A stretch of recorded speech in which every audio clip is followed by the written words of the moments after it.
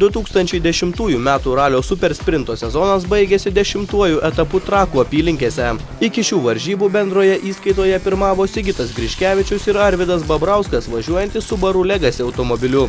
Antroje vietoje Mindaugas Račkaitis ir Linas Andriunaitis su BMW, atsiliekantis mažiau nei 2,5 minutės, o treti Giedrius Grigas ir Agnė Lauciuvienė su Peugeot 205. Nors šių metų favoritai turėjo didelį pranašumą prieš artimiausius persekiotojus, tačiau ralio super sprinto Stasio Brundzos taurės serijos varžybų 10-ajame etape kova virė iki galo. Užteko mažiausios klaidelės ar automobilio gedimo ir sunkiai ištisus metus siektas titulas galėjo atitekti ant kulnų lipantiems varžovams. Į 10 paskutinį etapą užsiregistravo 28 ekipažai, tarp kurių svečias iš Kaliningrado, gerai žinomas Lietuvoje Dmitrijus Miačinas, kuris sportinę karjerą į didįjį ralį pradėjo Sask renginiuose. Dalyvavo B lygos etape Trakuose, M-Filter ralyje sprinte praeitų metų viename iš ralio super sprinto etapų. Nors ne visi užsiregistravę dalyviai renginio dieną pasirodė trasoje, tačiau tai nei kiek nesutrukdė gerai paskutiniojo etapo atmosferai. 10-ojo etapo ralio trasa buvo beveik 13 km ilgio, tačiau sportininkai ją galėjo važiuoti tiek kartų, kiek nori, ir taip varžybos tęsiasi 3 valandas. 2VD sport klasėje šį kartą nepavėjamas buvo svečias iš Kaliningrado Dmitrijus Miačinas, vairavęs Honda Civic Type-R. Nuo nugalėtojų vos 3 sekundėmis atsilikę finišavo Karolis Raišys ir Rytis Lukauskas su Opel Astra GSI. Treti 10-ajame etape šioje klasėje liko Aurimas Buteikis ir Evaldas Joteika. Šis ekipažas greičio ruožą įveikė vos vieną kartą, tuomet lenktynininkus pavedė technika. Subirėjo antros kartos Volkswagen Golf greičių dėžė. Priekinė ašimi varomųjų ratų klasėje pirmieji finišavo Andrėjus Bieliauskas ir Egidijus Vaisutis su Volkswagen Golf. Galinė ašimi varomųjų ratų klasėje lenktyniauti užsiregistravo vos vienas dalyvis. Tai Lietuvos BMW klubą atstovaujantis Linas Baltrušaitis ir Gaudenis Sadaunikas su BMW 325. 10-ajame ralio sprinto etape varžėsi ir daugiau galinė ašimi varomų automobilių, tačiau visi jie lenktyniavo 2VD, o ne RVD įskaitoje. Visų varomųjų ratų klasėje nepavėjami buvo viso sezono favoritai Arvydas Babrauskas ir Sigitas Griškevičius su Subaru Legacy. Po jų finišavo Vytautas Požerinis ir Eduardas Agėjevas su Audi Coupe.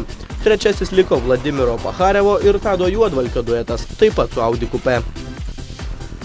Po paskutiniojo etapo pakalbinome ralio super sprinto organizatorių Vygintą. Jis teigia, kad sezonas praėjo gana sklandžiai, tačiau ne visi jo etapai sulaukdavo norimo dalyvių dėmesio. Tradicinis etapas šitas yra, jau nuo 2007 metų praktiškai kasmet darom. Nežinau kodėl, gal todėl, kad labai patogus nuo šito viešbutuko motelio Maldžio, kas yra labai žiemą svarbu, kad šilta būtų ir sportininkam, ir startas praktiškai matė 200 metrų. Tai mes stengiamės čia ir skaitau labai dopelės, labai jisai smagus yra, nors aišku miške yra pavojinga, bet tai jisai konfiguracija labai gera, šiaip labai geras, tai mes taip tokios tradicijos ir laikomės, paskutinį kalėdinį, būtent čia tą ratliuką daryti. Iš 10 suplanuotų 2 neįvyko etapai, dėl to, kad sportininkų nesusirinko pakankamai, nes mes praktiškai kiekvieną etapą darom, jeigu kas skaito, kad yra minimalus nustatytas sportininkų skaičius, jeigu tiek nesusirinka, jo nedarom, kadangi biudžetą nesurinkom, o biudžetas renkamas, rėmėjų neturim, tai iš pačių sportininkų. Tai neįvyko. Šitas irgi ant ribos praktiškai, nežinau, į nuostoliais, prieš tai buvęs į nuostolį nuėjęs yra. Bet tiesiog norisi žieminį padaryti. Žiemą yra smagu, iš tikrųjų, nežinau, kodėl mažokai renkasi sportininkų, bet tai žiemą išties, ir šiandien oro sąlygos geras buvo, bet nelabai susirenka kažkaip. Vygintas atskleidė ir kitų metų sezono naujovės, kurios turėtų pritraukti tiek dalyvius, tiek greičio ištroškusius žiūrovus. Pasak organizatoriaus, kitąmet etapus sudarys nebe vienas kaip šiemet greičio ruožas. Lenktynininkams teks įveikti net kelias paruoštas trasas, kurių ilgis sieks keliasdešimt kilometrų.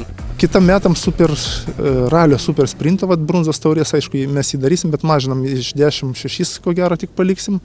Ir sugrįšim prie ralių sprintų. Tai prieš 2 metus buvo daromi ralio sprintai, tai čia pagal ralio taisyklės bus ir LK kaip reikiant, ir maksimum 3 greičio ruožai, ir po 2 kartus važiuojami bus. Tai sekantis etapas, tai yra pirmas ralio sprinto, tai sausio 22 planuojam.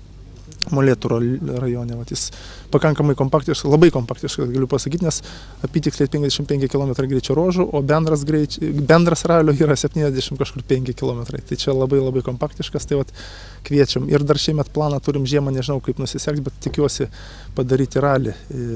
Ralį tai su greičio ruožu kažkur apie 120 km, tai būtų vasario mėnesį.